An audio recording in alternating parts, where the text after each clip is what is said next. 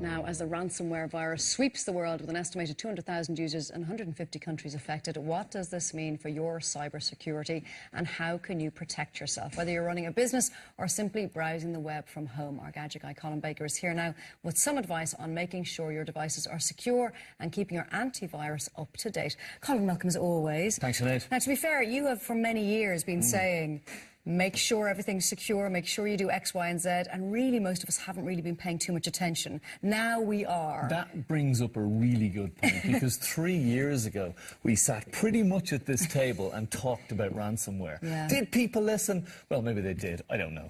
But the point is, it's hitting the media big time now over the last few days. We got there in the end. But statistically, and certainly in terms of what we're seeing, and I spend most of my days dealing with clients from, individual users to schools and bigger organisations to legal companies and the likes on issues like this, on protection and security, on their equipment, and on incidents like ransomware.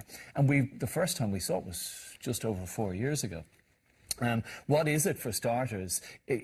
Ransomware is effectively a virus that somehow gets onto your computer and locks down and encrypts your personal information. You say somehow, but you have to play a role in that, don't you? Absolutely, yeah. Now, the way viruses like that, and in fact the easier method of a virus to get onto your computer nowadays, is actually operating systems like Mac and Windows. If they're fairly up to date, they tend to be quite robust against attack. Which is one of the keys to keep everything updated, Absolutely. Update your software. You've got firewalls in your router. There's a level of protection there already. The easiest way to get onto your computer is to hack you. Yeah. To work on your curiosity. So the classic idea of sending you an email that says, oh, this is STS. We've got a delivery for you today. Oh, here's the invoice. I'm not expecting a delivery. But curiosity gets the better of you. And the invoice, no, you have to download this to view the invoice. Oh, bloody hell. Click on that. So you're accepting the download. You're circumventing the antivirus yourself. So by going, no, I really want this. So don't open an email unless you're expecting it or you know who it's from. Work on on just abject cynicism. Just assume that even things from friends that you're not expecting, that are unsolicited. For example, the classic one was coming through friends and contacts that would say, here, I'm sharing a document with you. Click here to see it. And of course, you'd click here and it would glean information from you that way. So hacking the mind, hacking the user is very, very common. So how do you know if you've been hacked? What do you see? Well, this particular version... From a ransomware perspective, what do you see on your screen? The ransomware, for starters, as I say, it encrypts all your information. When you go to open that information, or that data, or indeed you'll see an attachment. This is what you see. You'll see this type of thing. Now, this is just the latest version of it. And what, of course, it is it's designed to look quite scary.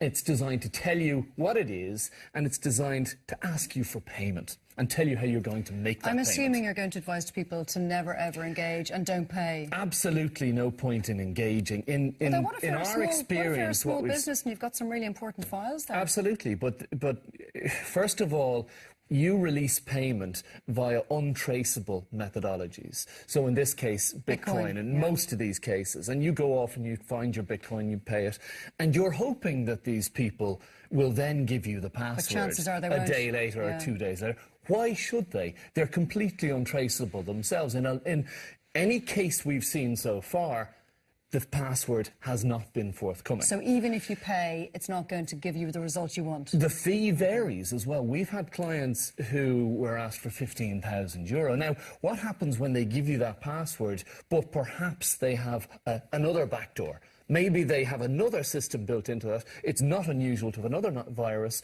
whereby they can then get onto your system and see your passwords for your banking or your email. So if you have been affected and you don't engage and you don't pay, you've lost everything?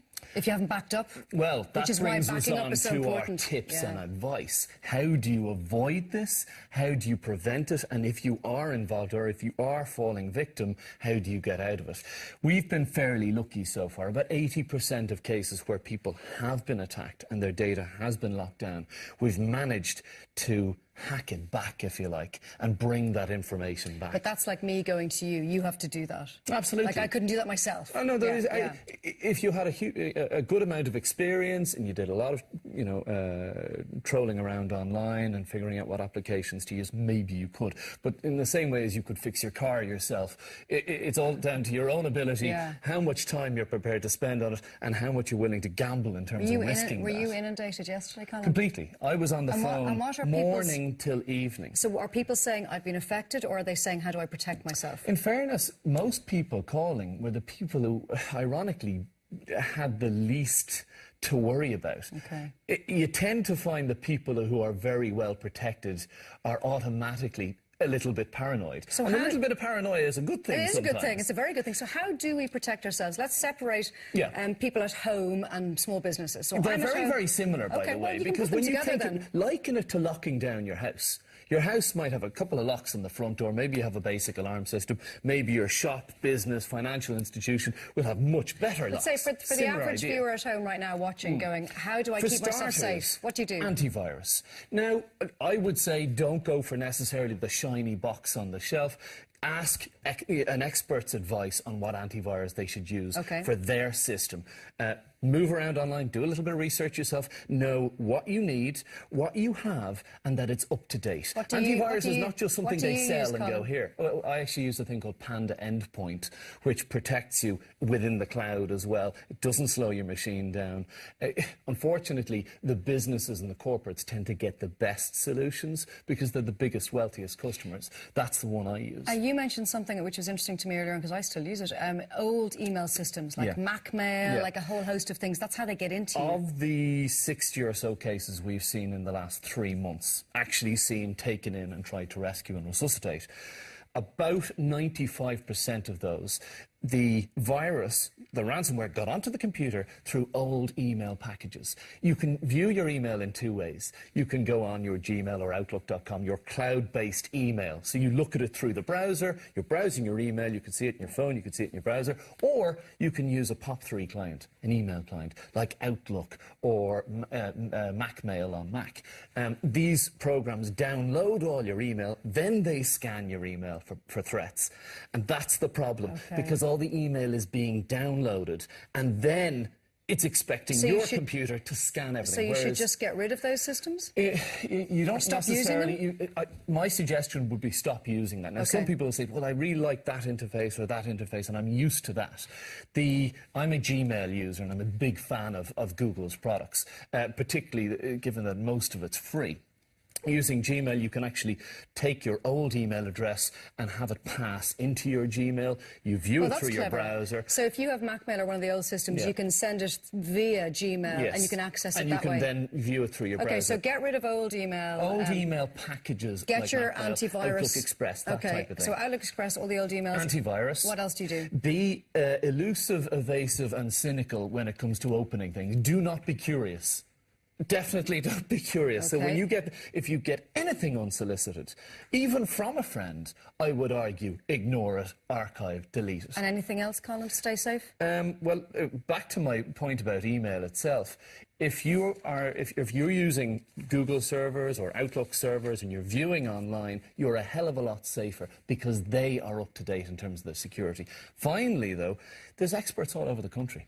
There's people you can bend the ear of. Geeks like me tend to like to be asked questions. It makes me feel important. Makes you feel needed and like wanted. A valuable member of society. Please ask. We're thrilled to give out free advice and help people along. And we do audits on people's computers. We do antivirus. We do commercial services and expert services like that. But the advice is totally free. We're happy for people to do it themselves. There you go. Give Colin a ring. He'll sort you out. Colin, thank you very much. Great advice there. Much appreciated.